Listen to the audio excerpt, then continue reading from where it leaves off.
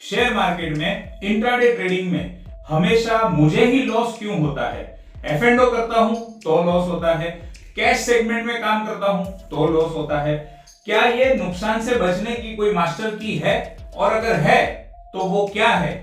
इस टॉपिक के ऊपर आज मैं आपके साथ में बात करने वाला हूं। नमस्कार, प्रणाम, जय जिनेंद्र। मैं Shreshth Shah, gold medalist, astrologer, vastu consultant, numerologist. ये वीडियो बनाने का और आपके साथ शेयर करने का पर्पस सिर्फ और सिर्फ इंफॉर्मेशन पास ऑन करना है। कुछ मैंने रिसर्च किया है एस्ट्रोलॉजी को और शेयर मार्केट को जोड़कर। वो जो रिसर्च है उसके कुछ फैक्ट्स है वो मुझे आपके साथ में शेयर करने हैं, इसलिए मैं ये वीडियो आप तक पहुंचा रहा हूं।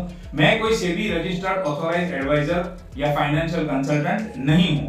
इस वीडियो में कही गई किसी भी बात को ध्यान में लेकर आप कोई भी परचेज, सेल या किसी भी प्रकार का इन्वेस्टमेंट न करें। कोई भी प्रकार का इन्वेस्टमेंट करने से पहले SEBI authorised registered financial planner की सलाह ले और उसके हिसाब से ही काम करें। इस वीडियो में कही गई किसी भी बात से यदि आपको कोई नुकसान होता है तो उसके लिए मैं या मेरी चैनल जवाबदार नहीं रहेंगे। SEBI, security exchange board of India, जो शेयर मार्केट को रेगुलेट करता है, शेयर मार्केट का सारा डेटा मेंटेन करता है। शेयर मार्केट के अंदर ट्रेडिंग करने में दो कैटेगरी होती है। एक है इंट्राडे कैटेगरी कैश सेगमेंट और दूसरा है intraday category future and option segment. जो कैश सेगमेंट के अंदर काम होता है उसमें जितने भी ट्रेडर्स ट्रेडिंग करते हैं उसमें से 71% ट्रेडर्स का नुकसान होता है और ऑन एन एवरेज हर एक ट्रेडर जो है वो 5,400 रुपए का नुकसान करता है। वहीं पर फ्यूचर एंड ऑप्शन की जो कैटेगरी है वहां पर जितने भी लोग ट्रेड करते हैं उसमें से 91% ट्रेडर्स नुकसान करते हैं और वो हर एक ट्रेडर का एवरेज लॉस जो है वो है 1,10,000 रुपया।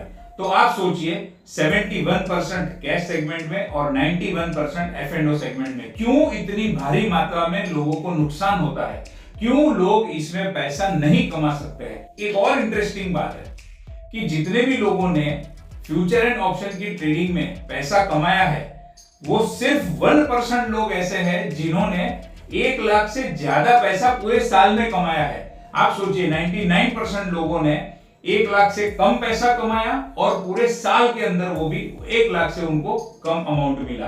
तो सोचिए सिर्फ 1% लोग ही क्यों इसमें कमा पाते हैं। दूसरी एक इंटरेस्टिंग बात है, रिटेल कैटेगरी में जितने भी ट्रेडर्स ट्रेडिंग करते हैं उसमें से फाइनेंशियल ईयर 2025 में 1,06,000 करोड़ का नुकसान उन रिटेल कैटेगरी के ट्रेडर्स को हुआ है, जबकि वही टाइम पीरियड के अंदर फॉरेन पोर्टफोलियो इन्वेस्टर ने वहां पर ग्रॉस प्रॉफिट जो कमाया है वो है 28,000 करोड़ रुपए का। तो ऐसा क्यों होता है कि सेम मार्केट के अंदर, सेम एफ&ओ सेगमेंट के अंदर काम करते हुए रिटेल कैटेगरी के लोग लगभग 1 लाख करोड़ का नुकसान करते हैं, वहां पर एफपीआई जो है वो है 28,000 करोड़ का प्रॉफिट करती है। और उनका जो प्रॉफिट का रीजन है वो एक सेबी के डेटा से मुझे मिला है। उन्होंने वहां पर मेंशन किया है they are largely using algorithmic trading. मतलब क्या है, अल्गोरिथम से वो लोग पूरा ट्रेड अपना मैनेज करते हैं। शेयर मार्केट पूरा जो है वो इमोशन की गेम है। Greed factor and fear factor से दुनिया भर के शेयर बाजार चलते हैं। अब जो लॉन्ग टर्म में इन्वेस्टमेंट करते हैं वहां पर भी greed factor and fear factor तो होता है, लेकिन उसकी फ्रीक्वेंसी जो है वो बहुत कम हो जाती है। जो लोग शॉर्ट टर्म में ट्रेडिंग करते हैं और जो लोग इंट्राडे में ट्रेडिंग करते हैं उसमें इमोशन की इफेक्ट बहुत ज्यादा होती है और जितना लोग ज्यादा से ज्यादा ग्रीड में या ज्यादा से ज्यादा फियर में आएंगे उतना ही उनका नुकसान होने का चांसेस बढ़ जाता है। एफपीआई जो है, जो 28,000 करोड़ रुपया कमाते हैं, वो लोग अल्गोरिथम से ट्रेडिंग करते हैं। अब अल्गोरिथम को इमोशन से कोई लेना देना नहीं है। उन्होंने पूरा अल्गोरिथम सेट किया होता है जहां पर इमोशन की 1% भी जगह नहीं है और इसीलिए वो लोग पैसे कमा पाते हैं। तो इंट्राडे ट्रेडिंग किसके अंदर आता है? मून के अंदर आता है। हमारा जो माइंड है वो कौन गवर्न करता है? वो भी मून गवर्न करता है। यानी कि चंद्रमा जो है वो इंट्राडे ट्रेडिंग का भी कारक है शेयर मार्केट में और वही चंद्रमा जो है हमारे मन का कारक है। तो एस्ट्रोलॉजिकली चंद्र जो है वो दोनों चीजों से कनेक्टेड है, हमारे मन के साथ और इंट्राडे ट्रेडिंग के साथ। अब ये खास ध्यान से सुनिएगा कि if the moon is in bad condition in your chart you can not become successful trader, you can not earn profit in intraday trading. मतलब क्या है, आपकी कुंडली में आपका जो मून है, जो चंद्रमा है, वो मजबूत कंडीशन में होना, वो पावरफुल होना, वो एक अच्छी स्थिति में होना बहुत जरूरी है। क्यों? क्योंकि अगर चंद्रमा की पोजीशन अच्छी होगी, चंद्रमा की पोजीशन मजबूत होगी, तो आप घबराहट में कोई भी डिसीजन नहीं लेंगे। आप जो भी डिसीजन लेंगे वो स्टेबल मन से ले सकते हैं। डिसीजन लेने के बाद बार बार उसके अंदर चेंजेस नहीं करेंगे। स्क्रीन के ऊपर जो भाव आता है वो भाव को देखकर, वो रेट को देखकर बार बार अपना मन नहीं बदलेंगे। इन जिनका मून स्ट्रॉन्ग नहीं है, मून की स्थिति अच्छी नहीं है, मून की कंडीशन खराब है कुंडली में, वो लोग इस तरीके से काम नहीं कर सकते हैं। ऐसी 11 कंडीशन है कुंडली के अंदर चंद्रमा की, उसमें से कोई भी कंडीशन के अंदर मून अगर आपकी कुंडली के अंदर है तो समझ लीजिए कि आपके नुकसान होने की पॉसिबिलिटी, प्रोबेबिलिटी बहुत हाई हो जाती है। ये जो 11 कंडीशन हम स्टेप बाय स्टेप देखेंगे, जरूरी नहीं है कि एक कुंडली के अंदर एक ही कंडीशन हो।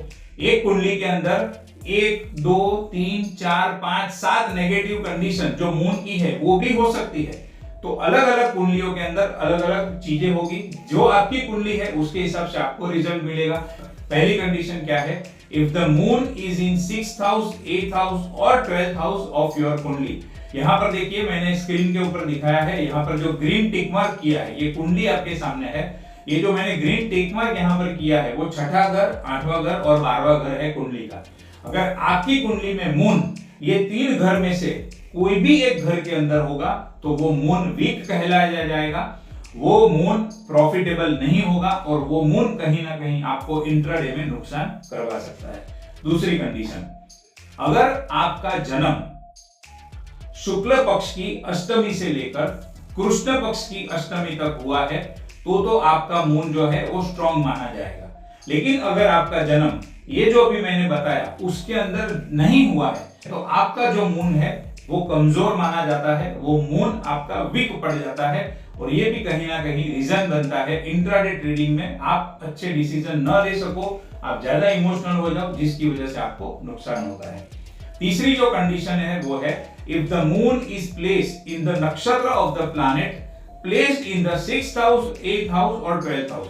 आप ये कुंडली के अंदर देख सकते हो, यहाँ पर कुंडली में मैंने 3 जगह पे येलो कलर का मार्क किया है, 6ठे घर में, 8वें घर में और 12वें घर में। ये कुंडली के अंदर 6ठे घर में जो है मंगल एंड शुक्र है, 8वें घर में सूर्य, केतु एंड मर्क्यूरी है, 12वें घर में ये कुंडली में कोई प्लैनेट नहीं है, किसी के कुंडली में हो भी सकता है। मून अगर मंगल के या शुक्र के नक्षत्र में है तो इस कुंडली के अंदर मून जो है वो 6ठे घर के प्लैनेट के नक्षत्र में है, ऐसा कहा जाएगा।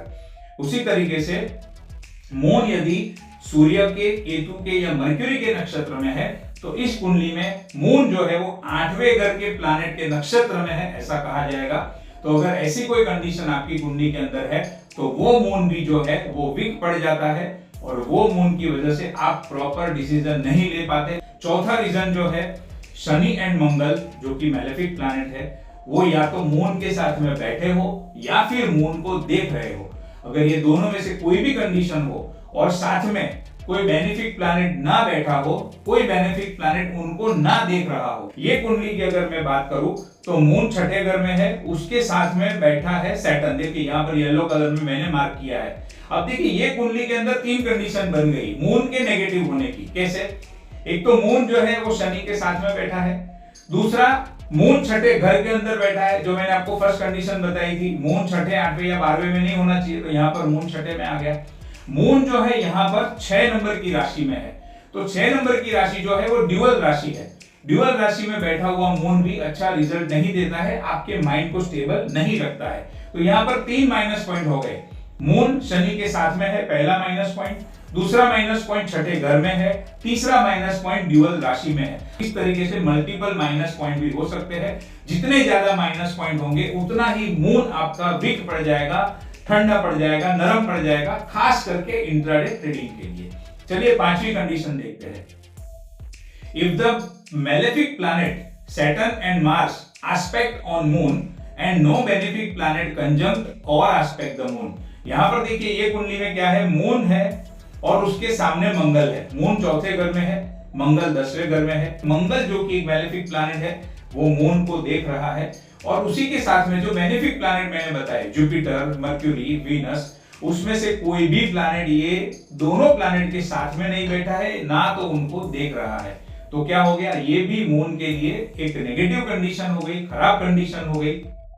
छठी condition, if the moon is on Rahu Ketu axis and no benefic planet aspected. यहां पर क्या है, देखिए केतु जो है वो मून के साथ में है। अब उसी तरीके से राहु भी मून के साथ में हो सकता है या केतु भी मून के साथ में हो सकता है।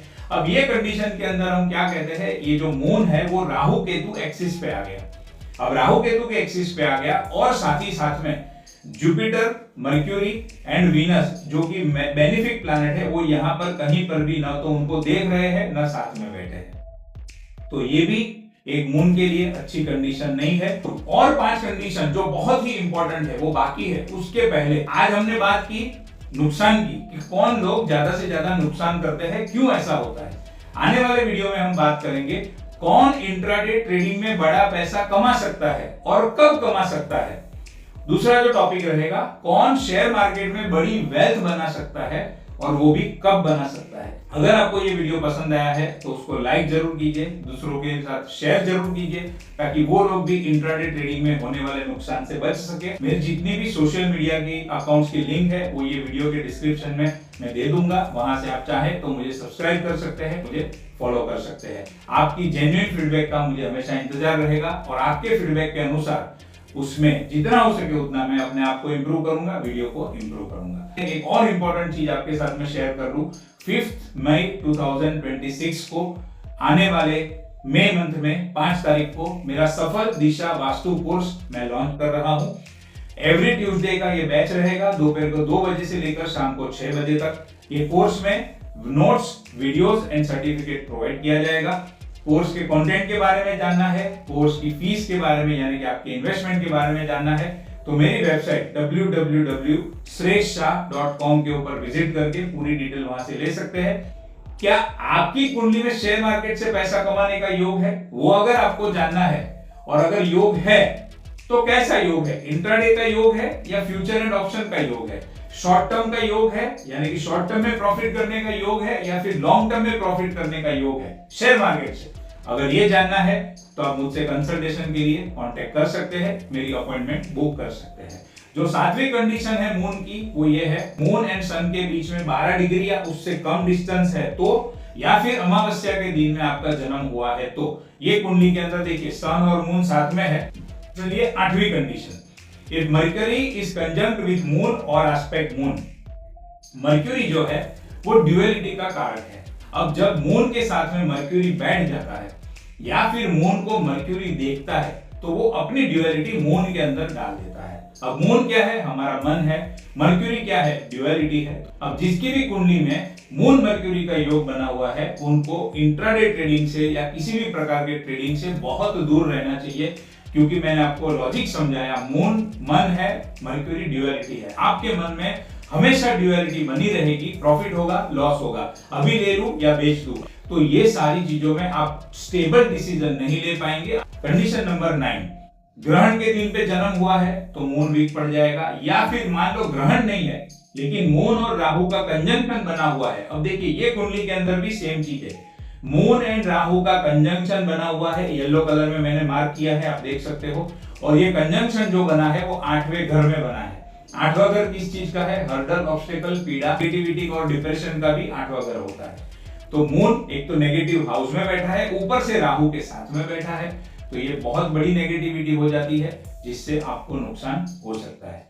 Condition number 10, if the moon is placed in the dual sign. यहाँ पर देखिए मून जो है वो 6 नंबर की राशि में बैठा है। एस्ट्रोलॉजी में 3 नंबर मिथुन राशि, 6 नंबर कन्या राशि, 9 नंबर धनु राशि, 12 नंबर मीन राशि, ये जो 4 राशियां हैं उसको ड्यूअल साइन कहा जाता है। अब मून अगर ये 4 में से कोई भी एक ड्यूअल साइन में अगर बैठा है तो क्या होगा, आपके मन के अंदर ड्यूअलिटी ऐड हो जाएगी, आप स्टेबल डिसीजन नहीं ले पाएंगे। ऐसी ड्यूअलिटी ट्रेडिंग में नहीं चलती है, माइंड को स्टेबल रखना बहुत जरूरी होता है। लास्ट और आखिरी कंडीशन, 11वीं कंडीशन क्या कहती है, if the moon is not in good condition in D9 chart. यहाँ पर ये जो D1 चार्ट है उसमें मून जो है वो अपनी उच्च राशि के अंदर, लेकिन जब आप उसको डिटेल में देखते हो, डिटेल में कहां से देख सकते हो, D9 चार्ट में से देख सकते हो, जिसको नवांश कुंडली बोलते हैं। मून उच्च के है, लेकिन D9 के अंदर वृश्चिक राशि में आ गए तो मून क्या हो गया, नीच का हो गया, यानी कि जो उच्च के बेनिफिट थे वो नहीं मिलेंगे। तो ये हमने बात कर ली 11 कंडीशन की, जहां पर 1 2 4 5 कंडीशन आपकी कुंडली में होगी तो मून आपका वीक होगा और वो बहुत बड़ा नुकसान आपको दे सकता है। अब देखिए इतनी सारी कंडीशन अगर हो तो आप मान सकते हो डेफिनेटली कि मोटा मोटी लगभग 90-95% लोग कहीं ना कहीं 2 4 5 कंडीशन के अंदर आ ही जाएंगे। और वही डेटा जो है वो सेबी बता रहा है कि 91% लोग तो नुकसान ही करते हैं। वही चीज यहाँ पर एस्ट्रोलॉजी से भी रिफ्लेक्ट हो रही है। ये 11 कंडीशन के सिवा दशा जो है वो भी बहुत इंपॉर्टेंट रोल प्ले करती है। जिस वक्त आपने इंट्राडे ट्रेडिंग शुरू किया, जिस दिन आपने ट्रेडिंग किया, उस दिन पे क्या सिचुएशन है आपकी कुंडली के अंदर वो देखना बहुत जरूरी है। और अगर उसमें कहीं पर गड़बड़ है तो चाहे मून अच्छी कंडीशन में हो तो भी नुकसान देगा, और अगर खराब कंडीशन के अंदर है तो बहुत बड़ा नुकसान देगा। तो अब सवाल ये आता है कि आखिर में इंट्राडे ट्रेडिंग में नुकसान से बचने की मास्टर की क्या है। Stay away from intraday trading. Intraday trading करना ही नहीं है, उससे दूर रहोगे तो अपने आप इंट्राडे ट्रेडिंग से होने वाले नुकसान से आप बच जाओगे। और मोस्ट इंपॉर्टेंट थिंग, 2 जून से लेकर 30 अक्टूबर तक शेयर मार्केट कैसा रहने वाला है वो तो मैंने मेरे लास्ट वीडियो में आपको डिटेल में अच्छे से बता ही दिया है। लेकिन 30 अक्टूबर के बाद मार्केट के अंदर ऐसा कुछ होने वाला है जिसका आपको जान लेना बहुत जरूरी है। 30 अक्टूबर 2026 उसके बाद में शेयर मार्केट में ऐसा क्या होने वाला है उसके ऊपर मैं जरूर आपको डिटेल में बताऊंगा, और उसके ऊपर हम चर्चा करेंगे नेक्स्ट वीडियो में।